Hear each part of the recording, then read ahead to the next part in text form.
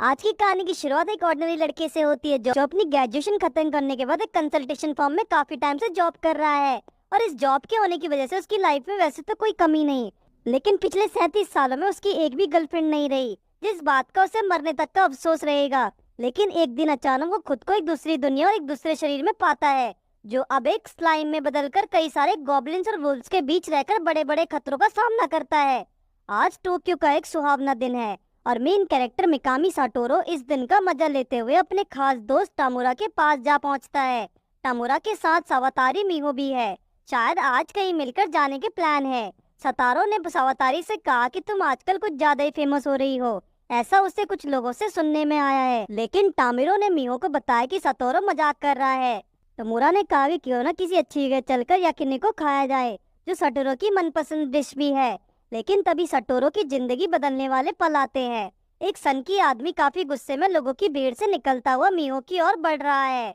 टुमोरा ने मिहो को बचाने के लिए अपना हाथ आगे किया, लेकिन टुमोरा को बचाने के लिए सतोरो उनके आगे कूद पड़ा और उस अनजान आदमी के चाकू सतोरो के पीठ में काफी अंदर तक घुस जाता है, जिसके बाद वो खून से लथपथ होकर जमीन पर गिर पड़ा। सतोरो को अपने शरीर में दर्द के साथ गर्मी का एहसास हो रहा है, लेकिन अचानक एक आवाज उसके कानों में आती है कि इसका निवारण कर दिया गया। सतोरो इतनी आसानी से मरना नहीं चाहता और एक आवाज उसके कानों में फिर से आई कि सतोरो की दर्द सहने की क्षमता बढ़ चुकी है।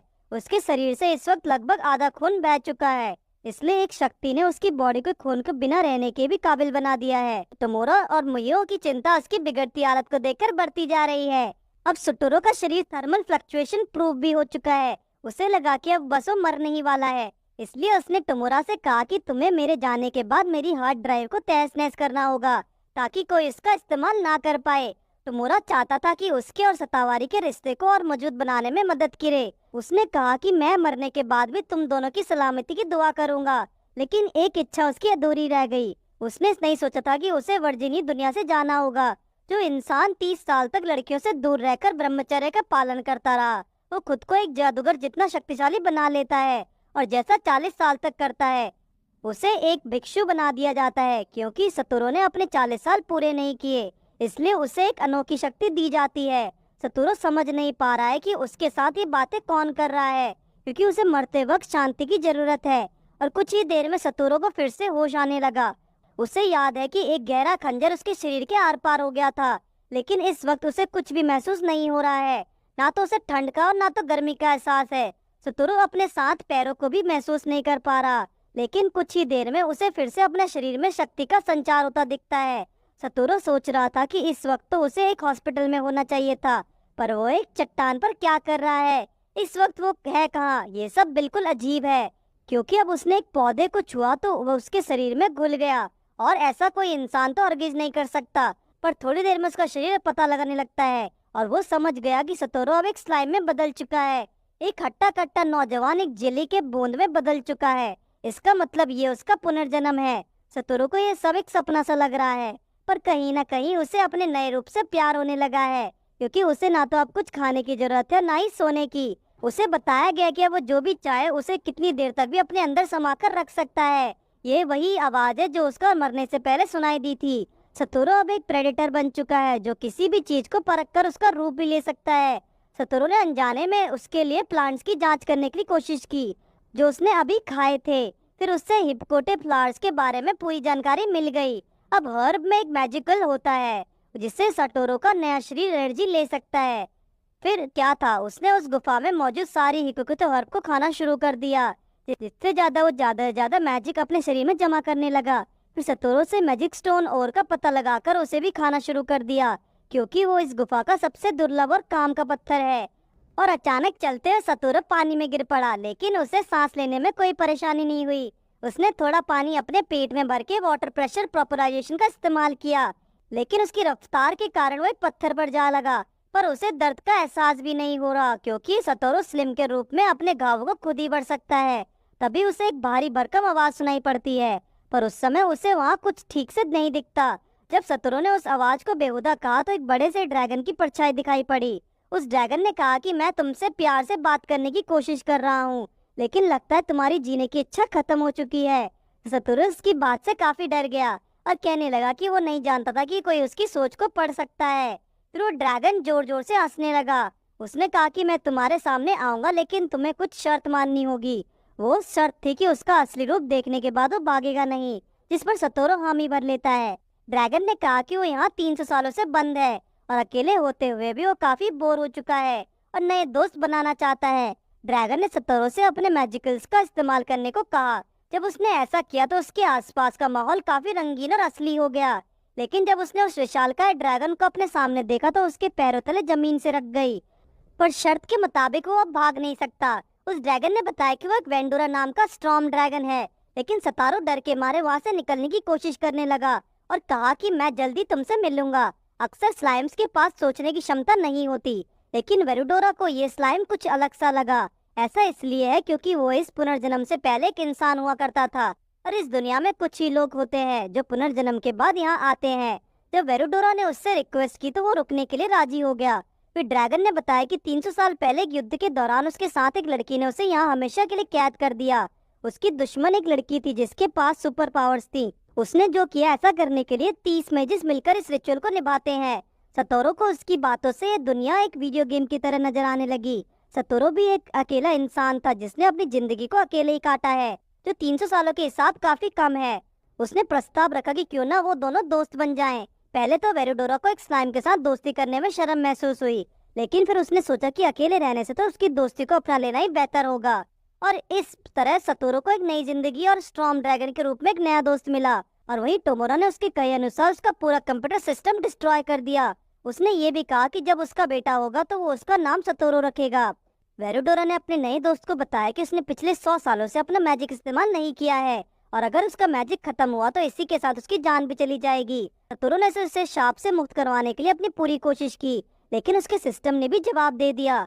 पर एक रास्ता ये है कि अगर सतोरू उसे अपने अंदर रखकर कुछ टाइम के लिए एनालाइज मोड पर डाल दे तो उसकी मुक्ति का कुछ इलाज ढूंढना जा सकता है। लेकिन वेरुडोरा को नहीं लगता है कि ये तरीका सुरक्षित होगा। पर सतोरू अपनी दोस्ती को निभाने के लिए कुछ भी करने को तैयार है, वो भी अपनी प्रेडेटर स्किल से। उसकी इन बातों को सुनकर वेरुडोरा पेट निकल कर हंसने लगा कि आखिर वो इतने बड़े ड्रैगन को कैसे कैरी कर सकता है। उसने कहा कि इससे अच्छा रहेगा कि वो यहीं पर रुककर उसका इंतजार करे। सतोरू उससे अकेले छोड़कर जाने को तो वैसे राजी नहीं कतई होता, पर वेरुडोरा ने उसकी बात मानने के लिए उसके सामने का शर्त रखी कि पहले वो इस स्लाइम को एक नया नाम देना चाहेगा, क्योंकि अगर वो बिना नाम के घूमता रहा तो लोग उसे मॉन्स्टर कहकर ही बुलाएंगे। उसने वेरुडोरा को टेम्पटेस्ट नाम दिया, जिसे सुनकर वो दहाड़ने लगा क्योंकि ये नाम उसके दिल को छू गया। जिसके बाद उसने सतोरू का नाम रिमोरो रखा। अब उसका नया नाम रिमोरो टेम्पटेस्ट है क्योंकि वो दोनों एक ही परिवार का हिस्सा है। कुछ हसीन पल बिताने के बाद रिमोरो स्लाइम ने उसे अपने अंदर समा लिया और कहा कि हम फिर से मिलेंगे। जिस गुफा में वेमुडोरा सील था वो जुरा के जंगलों में मौजूद है। उस जंगल के आसपास कई राज्य जैसे फाल्मस और बेलमंड भी बेस हैं। बेलमंड राज्य में वेरुडोरा ड्रैगन की खबर पहुंच चुकी है। मिनिस्टर बैरॉन वेरियार्ड मास्टर फ्यूजी को इस बात की खबर देते हैं, जो कि वहाँ का गिल्ड मास्टर है। बैरॉन जानता था कि अब एक गिल्ड को क्या एक्शन लेने चाहिए, क्योंकि एक ड्रैगन के गायब होने से सभी मॉन्स्टर्स भड़क सकते हैं। शायद ईस्टर्न राजा इस चीज का फायदा भी उठा सकता है। बैरॉन के मुताबिक अगर वो जंगल के रास्ते गए तो पलक झपकते ही पूरा फॉरेस्ट वहाँ के राजा के कब्जे में हो जाएगा। फ्यूजी इसकी जांच खुद करेगा। वेरुडोरा के खाने के कुछ दिनों बाद तक रिमोरो गुफा में ही इधर उधर भटकता रहा और जहाँ उसे कोई हर्ब या मैजिक स्टोन दिखता वो उसे निगल लेता। रिमोरो ने एक वाटर ब्लेड नाम की नई स्किल पर काबू पा लिया, जिससे वो किसी भी मजबूत चीज को 2 टुकड़ों में काट सकता है। वहीं घूमते हुए उसका सामना हुआ एक भयंकर दिखने वाले अजगर से, लेकिन वेरुडोरा के मुकाबले में वो इतना भी खतरनाक नहीं है। रिमोरो ने वाटर ब्लेड की मदद से उसकी गर्दन को एक ही बार में काट डाला, फिर बाद में उसके पूरे शरीर को निगल लिया, पर उसका टेस्ट उसे कुछ खास रास नहीं आया। रिमोरो अब उसके पॉइजन को बिभो को भी इस्तेमाल कर सकता है और अपने रूप भी बदल सकता है। रास्ते में उसने अजगर से खतरनाक प्राणियों का सामना किया, जैसे कैमेलियन और सेंटिपाइड, और अपनी एबिलिटीज का इस्तेमाल करके रिमोरो ने उसकी शक्तियों को भी अब्सॉर्ब कर लिया। अब उसे किसी खतरे का डर नहीं, बल्कि वो अपनी जर्नी का पूरे तरीके से एंजॉय कर रहा है। आखिर में उसे एक शैतानी चमगादड़ मिलता है, जिसे खत्म करने के कुछ समय बाद वो बोलने भी लगा। कई हफ्तों उस गुफा में बिताने के बाद रिमोरो को आखिरकार एक गेट मिल ही गया, जो शायद बाहर जाने का रास्ता है। इससे पहले वो कुछ एक्शन ले पाता दरवाजा अपने आप खुलता है और 3 नौजवान उसके सामने आ जाते हैं, जिसमें से एक लड़की भी है। रिमोरो ने कई दिनों बाद इंसानों को देखा है जो एडवेंचरर्स भी हो सकते हैं। प्रॉब्लम ये है कि उसे इंग्लिश समझ नहीं आती, पर साउंड वेव्स के जरिए उसने उसकी भाषा को समझने की कोशिश की, लेकिन अगले ही पर वो तीनों पारदर्शी हो गए और गुफा के अंदर कहीं और चल दिए। रिमोरू गेट खुला देखकर वहाँ से 9-2-11 हो जाता है। अब उसे सूरज की रोशनी में आकर काफी ताजा महसूस हो रहा है। उस जंगल में कई सारे अजीब दिखने वाले जीव है। रिमोरू चाहता है कि वो जल्दी अपने दोस्त वेरोडोरा से मिले और अपनी खुशी का इजहार करे। तभी उसके सामने गॉब्लिन्स की सेना आ खड़ी होती है, जो उसे देखकर काफी डरे हुए भी होते हैं। उनके लीडर ने पूछा कि तुम्हारा यहाँ क्या काम है। रिमोरू को लगा कि वो उसे नहीं सुन सकते, इसलिए उसने चिल्लाकर हेलो बोला। लेकिन अपने इंट्रोडक्शन देते हुए उसने एक बेचारे गॉब्लिन्स को भी ज्यादा डरा दिया। उन्होंने बताया कि यहाँ हमें किसी शक्तिशाली मॉन्स्टर को होने का एहसास हुआ है, इसलिए हम सिर्फ उसे ढूंढने आए हैं। गॉब्लिन्स ने कहा कि अगर तुम इतनी ही शक्तिशाली हो तो हम तुमसे एक मदद चाहेंगे। फिर वो रिमोरू को अपने काबिले में ले गए, जहाँ उनके मुखिया ने उसका स्वागत किया, जिसने बताया कि आजकल मॉन्स्टर का खतरा उनके गांव पर घेर रहा है और 1 महीने पहले उनके गॉड को भी किसी ने गायब कर दिया, जिसके बाद से ही मॉन्स्टर्स ने उन्हें रोज परेशान करना शुरू कर दिया। उन्होंने लड़ने की कोशिश तो की, लेकिन कम गॉब्लिन्स होने की वजह से उन्हें हार का मुंह देखना पड़ा और कई लोग घायल भी हुए। रिमोरू ने पूछा कि आखिर मैं तो एक मामूली सा स्लिम हूँ, तो आपकी क्या मदद कर सकता हूँ। मुखिया ने कहा कि कोई मामूली स्लिम इतनी स्ट्रॉन्ग एनर्जी नहीं छोड़ता। जब उसने स्किल्स की मदद से अपना पूरा ऑरा को देखा, तब उसके पसीने छूट गए। तब उसे समझ आया कि आखिर सभी गॉब्लिन्स उससे इतना डरते क्यों हैं, लेकिन उसका ऑरा को वो इंसान क्यों नहीं फील कर पाए। गॉब्लिन्स ने बताया कि वुल्फ मॉन्स्टर डायरवुल्फ्स ने उन पर इससे एक बार हमला किया है।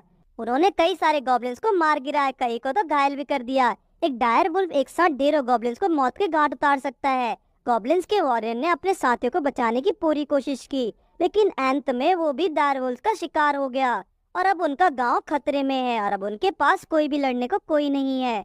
उनके रिक्वेस्ट करने के बाद रिमोरू ने पूछा कि मदद के बदले में उसे क्या दे सकते हैं।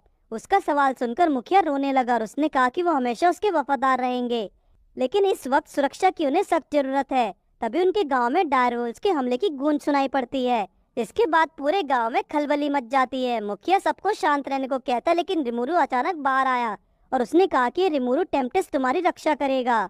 जब रिमोरू ने लड़ने के लिए सबको तैयार करने की कोशिश की तो उसे कोई भी लड़ने को काबिल नहीं दिखा।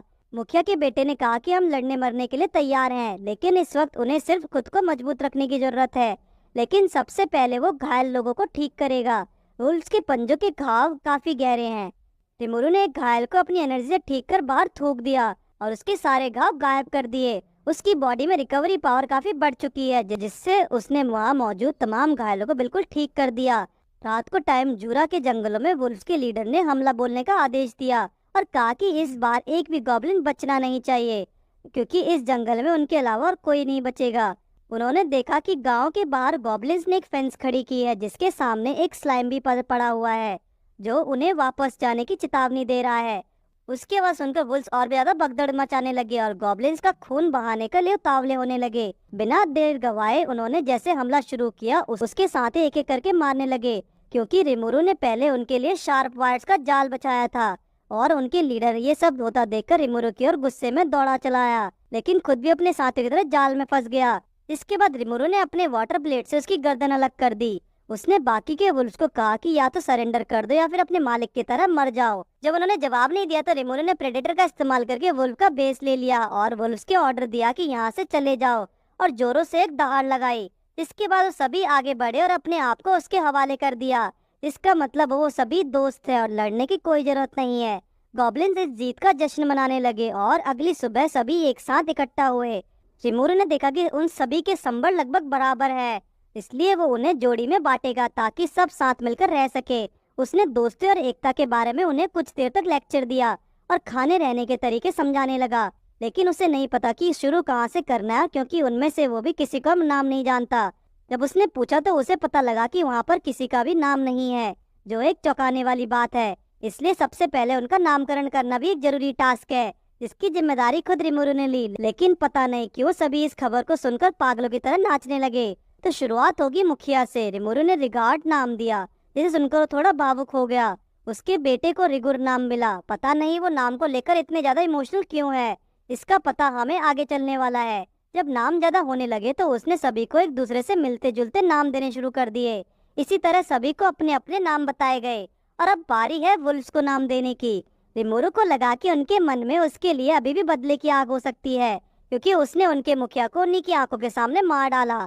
लीडर के बेटे को उसने ध्यान से देखा और उसने सोचा कि क्यों ना उसे अपने नाम से जुड़ा कोई नाम दिया जाए, इसलिए उसने उसे रांगा नाम दे दिया गया, जो उसे काफी पसंद आया। तभी अचानक रिमोरू के साथ कुछ होने लगा और वो अपनी बॉडी से कंट्रोल खोने लगा और लिक्विड की तरफ फैल गया। उसका शरीर अगले 3 दिनों के लिए स्लीपिंग मोड में चली गया, क्योंकि उसने कई सारे मैजिकुलस को एक ही बार में खत्म कर दिया था।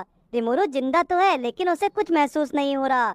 फिर भी उसका जमकर ध्यान रखा गया। रिगार्ड भी उसके लिए काफी परेशान है। सभी चाहते हैं कि रिमोरू को जल्दी होश आ जाए और तीसरी सुबह उसे जब होश आया तो उसे सुंदर लड़की का दर्शन हुआ, जो उसे थोड़ी अलग और सुंदर लगी। पर जब उसने रिगार्ड को मस्कुलर बॉडी के साथ देखा तो उसे विश्वास नहीं हुआ। उसने बताया कि ये सब सिर्फ इसलिए हुआ क्योंकि उन्हें यहाँ नए नाम मिले हैं। यही कारण है कि वो सब इतने ज्यादा खुश थे। जिसने रिमोरू के सभी मैजिकल्स को सौंप लिया। इतने में रांगा तबाही मचाते हुए अंदर आकर अपनी खुशी जाहिर करता है। तभी उसके वापस जागने से काफी खुश हैं। रिमोरू की नजर जब गोप्ता पर पड़ी तो उसमें कोई खास बदलाव नहीं दिखा। रिमोरू के पूछने पर रांगा ने बताया कि बाकी के वुल्व्स इसलिए इवॉल्व हुए क्योंकि वो सब एक दूसरे के साथ जुड़े होते हैं, इसलिए उन्होंने अपनी टीम का नाम भी बदल दिया। वो सब अब से टेम्पेस्ट वुल्फ कहलाएंगे। खुशी के मारे रांगा ने अपने पंच को इतना तेज हिलाया कि रिमोरू उड़कर चट्टान से गिरने लगा। उसका कहना है कि सिर्फ शक्तिशाली होने से कुछ नहीं होने वाला, उन सभी को मिलकर खाने और शेल्टर के लिए मिलकर काम करना होगा। मीटिंग में उसने कहा कि अब वो सब एक परिवार हैं, इसलिए कुछ नए रूल्स बनाने जरूरी हैं। पहले रूल है कि कोई भी इंसानों को हमला नहीं करेगा, और दूसरा रूल है आपस में कोई नहीं लड़ेगा, और आखिर में कहा कि हम कमजोर पर जुल्म नहीं करेंगे। जब रिगुर ने पूछा कि इंसानों पर हमला क्यों नहीं करना है, तो रिमोरू ने बताया कि उसे बस इंसान पसंद है, और दूसरा कारण ये है कि इंसान एक साथ मिलकर रहते हैं और काफी समझदार भी होते हैं, इसलिए उनसे भिड़ना उन्हें भारी पड़ सकता है। रिमोरू ने गोप्ता का जवाब देते हुए कहा कि कमजोर जातियों पर जोर जमाना गलत है, किसी को कमजोर समझने की गलती नहीं करनी चाहिए। फिर रिमोरू ने रिगार्ड को गॉब्लिन्स का गॉड घोषित कर दिया और उसे सभी गॉब्लिन्स को संभालने की जिम्मेदारी दी, जिसे उसने खुशी खुशी स्वीकार कर लिया। रिमोरू ने सभी को टीम से बंटा और सबको अपने काम दे दिए, पर घर बनाने के लिए उनके पास अच्छे कारीगर नहीं है, और कपड़ों का भी कुछ यही हाल है। लेकिन अगर उन्हें तरक्की करनी है तो उन्हें कुछ कारीगरों की जरूरत पड़ेगी जो सिर्फ ड्रैगन शहर में मिलते हैं। रिमोरू का फैसला है कि वो वहाँ मदद के लिए जाएगा और रिगार्ड यहाँ सबका ध्यान रखेगा। बाद में वो कुछ गॉब्लिन्स और वुल्व्स को लेकर ड्वार्गन की ओर निकल पड़ा। रिमोरू और उसके साथ ही एमल्ड नदी के सहारे नॉर्थ की ओर तेजी से बढ़ रहे हैं। उसके साथ गोप्ता भी है, जिसे ड्रैगन राज्य की चाप्पे चप्पे की खबर है। नए टेम्पेस्ट वुल्व्स हवा से तेज दौड़ते हैं। शाम के समय उन्होंने नदी के किनारे रुककर कुछ देर आराम करने का फैसला किया। जब रिमोरू ने पूछा तो रिगुर ने उसे बताया कि उसके भाई का नाम रिगुर कुन लॉर्ड गैलमंड ने रखा था। गैलमंड डीमन लॉर्ड के सेनापति था। यही वही है जिसके बारे में वेरोड्रा ने उसे बताया था। अगली सुबह वो सब फिर उससे अपना सफर शुरू करते हैं। रास्ते में रिमोरू ने जानने की कोशिश की कहीं उसके मन में उसके पिता के बदले की आग तो नहीं है, तो उसने साफ कह दिया कि रांगा और उसके साथी हमेशा रिगुरु को ही अपना मास्टर मानेंगे और उसी की सेवा करेंगे। एक रात जब उन्होंने रुककर डिनर करने की सोची तो रिमोरू ने गोप्ता से शहर के बारे में पूछा। वो बताता कि ड्वार्गन एक सुंदर शहर है, अपने में ही अलग दुनिया है, जिसे इंसानों, एल्व्स और कई सारे अन्य जातियों ने मिलकर बनाया है। लेकिन एल्व्स के बारे में सुनते ही रिमोरू उन्हीं के ख्यालों में खो गया। लेकिन एक बात जानने वाली है कि लड़ाई झगड़ा करने पर ड्वार्गन शहर में काफी खतरनाक सजा दी जाती है, और ये सब मुमकिन हो पाता है आर्म्ड नेशन ड्वार्गन की मिलिट्री की वजह से, जो पिछले 1000 सालों में आज तक नहीं हारे हैं। जिस सफर को तय करने में गॉब्लिन्स को 3 महीने से ज्यादा का समय लगता है, उसे ड्वार्वुल्व्स ने मात्र 3 दिनों में ही निपटा दिया। वहां पहुंचते रिमोरू का चेहरा एल्व्स के बारे में सोचकर लाल पड़ गया। बातचीत करने के बाद ये फैसला हो कि रिमोरू और गोप्ता दोनों अंदर जाएंगे और ड्वार्गन्स को साथ लेकर आएंगे, और तब तक सभी साथी यहीं रुककर उन दोनों का इंतजार करते रहेंगे। लेकिन मेन गेट का बाहर एक लंबी लाइन है और सबकी एक पूरी जांच हो रही है। तभी कुछ लफंगे उन दोनों के लाइन में देखकर उन दोनों को छेड़ने आ जाते हैं। गोप्ता को याद है कि पिछली बार भी उसे कुछ लोगों ने मिलकर पीटा था। लफंगे लोग एक गॉब्लिन को स्लिम के साथ देखा उनका मजाक उड़ाते लगते हैं, लेकिन रिमोरू ने गॉब्लिन्स को इंसानों के खिलाफ जाने के लिए साफ मना किया है। इसलिए जब तक रिमोरू इस मामले को नहीं निपटाता, गोप्ता को अपनी आंखें बंद रखनी होंगी। जब रिमोरू ने उनसे पीछे हटने को कहा तो उनका खून और ज्यादा उबलने लगा। उन्होंने कहा कि अब ये स्लाइम यहाँ से जिंदा बचकर नहीं जाना चाहिए। फिर तब रिमोरू ने अपना रूप बदलकर खुद को डायरवुल्फ में बदल दिया, जिसे देखकर कुछ और बदमाश वहां उसका सामना करने आ गए, जो एक के बाद एक खतरनाक हमला करने लगे, जो सब एक वुल्फ के सामने बेअसर है। फिर उसने जोर जोर से एक दहाड़ मारकर उन्हें धूल की तरह उड़ा दिया। पर सिर्फ यही नहीं, बल्कि वहाँ मौजूद लोगों और सिपाहियों को भी उसने अनजाने में घायल कर दिया।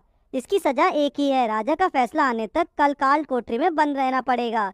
पर गोप्ता तो जेल में भी बेचिंता होकर सो गया। सिक्योरिटी हेड कायदा के पूछने पर रिमोरू ने जवाब दिया कि वो तो सिर्फ उन लोगों को डराना चाहता था और इतने नुकसान के लिए वो माफी चाहते हैं। लेकिन तभी कायदा का साथी भागता हुआ आता है और उससे युद्ध की तैयारी करते हुए सैनिकों के साथ हुए हादसे के बारे में खबर देता है, जिसमें सैकड़ों लोग मारे गए और कई घायल हो गए। उन्हें अब जल्दी से जल्दी दवा पानी का इंतजाम करना होगा। लेकिन रिमोरू ने उनकी मदद करने की छोटी सी मदद करते हुए उन्हें हीलिंग पोशन से भरा एक ड्रम दे दिया। कायदा ने उसे उठाया और रिमोरू को वापस सेल में जाने को कहा और वहां से चल दिया। टाइम पास करने के लिए रिमोरू स्पाइडर थ्रेड से खेलने लगा और उसने गोप्ता को एक चमगादड़ की तरह उल्टा लटका दिया। कुछ देर बाद उसे खबर मिली कि उसके पोषण का असर सभी पर काफी अच्छे से हुआ है। कुछ सोल्जर्स ने खुद आकर उसका शुक्रिया किया, पर रिमोरू के लिए एक शादी दावत का आयोजन भी किया गया। बढ़िया दावत का बाद रिमोरू ने उन्हें लोहार से मिलने की इच्छा जताई, तो उसे उसी वक्त वर्कशॉप में ले जाया गया जहां लोहार के बनाए एक से एक नमूनों का भंडार है। उस लोहार का नाम काइजीन है, जो हर तरीके के हथियार और स्ट्रक्चर बनाने में उस्ताद है। काइजीन ने उसे कुछ देर इंतजार करने को कहा और तभी वहां ड्वार्फ ब्रदर्स गरम डॉज और उनका छोटा भाई भी आज पहुंचे हैं। जब रिमोरू ने अपने साथ चलने का ऑफर दिया तो उसने इनकार कर दिया, क्योंकि उसे अगले युद्ध के लिए 20 तलवारें एक हफ्ते में तैयार करके देनी है, नहीं तो मिनिस्टर वेस्टर उसे हमेशा की तरह ताने मारेगा। लगता है इन दोनों में आपस में नहीं बनती। रिमोरू को पता लगा कि उन्हें एक खास तरह के ओर की जरूरत है, जिसे लाने के लिए अपनी जान दांव पर लगानी पड़ती है। काइजिन को अगर और नहीं मिली तो उससे अपने काम से हाथ धोना पड़ सकता है। रिमोरू को याद आया कि उसके पास भी कुछ और है जो काइजिन के काम की हो सकती है। उसने काइजिन के सामने एक स्टोनर और उगल दिया, जिसे देखकर काइजिन हैरान हो गया, क्योंकि वो कई मामूली और नहीं बल्कि मैजिक स्टील क्लस्टर है, जिससे खतरनाक हथियार बनाए जा सकते हैं। काइजिन ने कहा कि अगर वो और उसे दे दे तो काइजिन उसके लिए कुछ भी करने को तैयार हो जाएगा, और यही तो रिमोरू उसके मुंह से सुनना चाहता था। उसने बताया कि हमारे गांव की वक्त सबसे ज्यादा हथियारों को और कारीगरों की जरूरत है, जिसके लिए वो काइजिन को साथ ले जाना चाहता है। काइजिन साथ चलने के लिए तैयार है, लेकिन उसके लिए उसे काम जल्द खत्म करना होगा। रिमोरू ने पूछा कि क्या तुम्हारे पास कोई पहले से बनी तलवार है, तो उसने अपनी सबसे बेशकीमती ओर से बनी चमकती तलवार दिखाई, जिसकी चमक और कारीगर कमाल की है। रिमोरू ने ठान लिया कि वो तो काइजिन को अपने साथ जरूर लेकर जाएगा। उसने वो तलवार उसकी आंखों के आगे निगल ली ताकि वो उसे कॉपी करके कई सारी तलवार बना सके, और उसने ठीक वैसा ही किया और एक साथ 20 तलवार तैयार कर दी। इसे देखकर वहाँ मौजूद हर कोई उसका दीवाना हो गया, क्योंकि रिमोरू ने हर सबकी इतनी मदद की, इसलिए वो एक शानदार पार्टी के लिए उसे अपने साथ ले जाते हैं। जैसे ही उसने सुना कि वहाँ पर हर तरह की एल्व्स होंगी तो रिमोरू पार्टी में जाने के लिए बेताब हो गया। कुछ ही देर में वो सभी बटरफ्लाइज ऑफ द नाइट नाम के क्लब में जा पहुंचे, जहाँ एक माहौल रिमोरू के लिए एक सपने से कम नहीं है, क्योंकि उस जगह दर्जनों खूबसूरत एल्व्स हैं। एक एल्फ ने रिमोरू को देखते ही गले से लगा लिया और फिर सारी एल्व्स के बीच उसे गोद में लेने की जिद चिढ़ गई। ये रिमोरू के लिए वो पल है जिनसे वो कभी बाहर नहीं आना चाहेगा, लेकिन अच्छा टाइम भी कभी ना कभी खत्म जरूर होता है। पार्टी के दौरान काइजिन ने उसका एक और बार शुक्रिया अदा किया, लेकिन हथियार बनाना तो उसके लिए बायां हाथ का खेल था। काइजिन ने इस बार एक नया चैलेंज ले लिया कि इस बार वो ऐसी तलवार बनाएगा जिसे कॉपी करना नामुमकिन होगा। रिमोरू अपने इन पलों को दिल से एंजॉय कर रहा है। जहाँ वो जन्नत की जिंदगी काट रहा है, वहीं उसका दोस्त गोप्ता अभी भी उल्टा लटका है। एक लाल कपड़ों वाली एल्फ ने रिमोरू को इशारा करते हुए कहा कि वो इसमें काफी अच्छी है, जिससे उसका मजा दुगना हो जाएगा।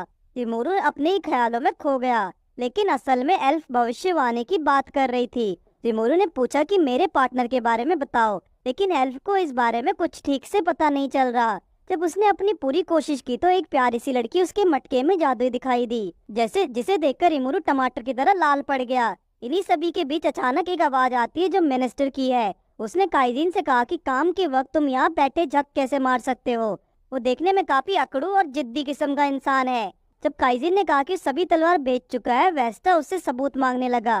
काइजिन से बहस करते वक्त उसकी नजर अचानक रिमोरू पर पड़ी, जिसे देखकर उसने कहा कि खतरनाक मॉन्स्टर को इस तरह की सही जगह लाना एक अपराध है। उसने रिमोरू को एक घिनौना प्राणी भी कहा, लेकिन सभी एल्फ उसके पक्ष में है, क्योंकि रिमोरू ने अभी तक मॉन्स्टर जैसा तो कुछ भी नहीं किया है। बात काटते हुए एक एल्फ ने वेस्टा के हाथ में विस्की से भरा ग्लास थमा दिया, जिसे वेस्टा ने अपनी बदतमीजी देखते हुए रिमोरू के ऊपर उलट दिया। रिमोरू अगर चाहता तो उसी वक्त उसे जान से मार सकता था, लेकिन काइजिन के लिए अपने इमोशंस को काबू में कर लेता है। लेकिन किसी और को वेस्टा की हरकत पर रिमोरू से ज्यादा गुस्सा आ गया। काइजिन ने उसके चेहरे को बीचों बीच एक ब्लो मारकर उसका मक्शा बिगाड़ दिया और कहा कि मेहमानों का अपमान वो हरगिज बर्दाश्त नहीं करेगा। काइजिन को रोक पाना थोड़ा मुश्किल है। रिमोरू सोच रहा है कि क्या उसने गलत किया या सही, लेकिन काइजिन ने ये फैसला लेकर उसके दिल जीत लिया। आखिर उसने एक मिनिस्टर पर हाथ उठाया, जिसके लिए उसे सजा तो जरूर मिलेगी। काइडो को ना चाहते हुए भी उन सभी को गिरफ्तार करना पड़ा, जिसके बाद उन्हें वही बंद कर दिया गया जहां रिमुरु और गोप्ता बंद थे। काइजिन अपने किए पर शर्मिंदा है, क्योंकि उसके कारण रिमुरु को भी जेल का हवा खानी पड़ रही है। लेकिन इस जुर्म के लिए उन्हें फांसी तो नहीं होगी, हो सकता है कि उन्हें फाइन देना पड़े, क्योंकि उसने गैजेल ड्वार्गो के लिए काफी सालों तक वफादारी से काम किया है। हालांकि उसकी और वेस्टा की नोक-झोंक सालों से चली आ रही है, और एक बार एलब्लेड प्रोजेक्ट ने आधे शहर को तबाह कर दिया था, जिसका इल्जाम भी वेस्टा ने काइजिन पर लगाया। लेकिन इस बात का उसे इतना दुख नहीं हुआ। काइजिन को लगता है कि अगर वो इस राज्य से चला जाए तो वेस्टा एक बेहतर इंसान बन पाएगा। साथ ही इस बार ड्वार्फ ब्रदर्स भी उनके साथ देने के लिए तैयार हैं। वो रिमुरु को हर पल पूरा साथ देंगे। कुछ देर बाद सब सो जाते हैं, सिर्फ रिमुरु को छोड़कर। उसे खराटों की आवाज में अपनी पूरी रात काटनी पड़ रही है। काफी देर आराम के बाद गोप्ता ने अब अपनी आंखें खोली, लेकिन रिमुरु उसके मजाक करते हुए कहने लगा कि वो उसे छोड़कर जाने ही वाला था, वो भी सभी डार्वोल्स और गॉब्लिन साथियों के साथ मिलकर। अगले दिन शाही दरबार में महाराज गैजल ड्वार्फो को सामने काइजिन को पेश किया जाता है। उसके आते ही सब अपने सर झुकाते हैं। गैजेल देखने में काफी शांत और मैच्योर है, लेकिन असल में वो एक बीस्ट की तरह इस राज्य को चलाता है। राजा के सामने किसी को भी बोलने का हक तो तब तक नहीं है जब तक वो राजा खुद से इजाजत ना दे दे। इसलिए उन्हें अपना एक वकील पेश करना पड़ा, लेकिन वो वकील भी बिकाऊ निकला। उसने वेस्टा के पक्ष में और काइजिन के खिलाफ अपनी बात रखी। काइजिन ने तो कहा था कि वेस्टा एक अच्छा इंसान है, लेकिन वो तो एक के बाद एक दोष काइजिन पर लगाने लगा और आका के बिना कुछ कहे उन्हें 20 साल तक जहरीली खान में काम करने की सजा सुनाई दी। लेकिन गैजल ने उसे रोका और काइजिन ने उसके हाल पूछने लगा और फिर उसे रिमुरु के बारे में पूछा। काइजिन ने जवाब दिया कि अब से वही उसके लिए सब कुछ है और वही उसका महाराज भी है, जिसके बिना काइजिन कतई नहीं रह सकता और वो गजल के खिलाफ भी जा सकते हैं। गजल ने कुछ देर उसे घूरा और फिर उसे काइजिन समेत तीनों भाइयों को भी राज्य से बाहर निकाल दिया गया।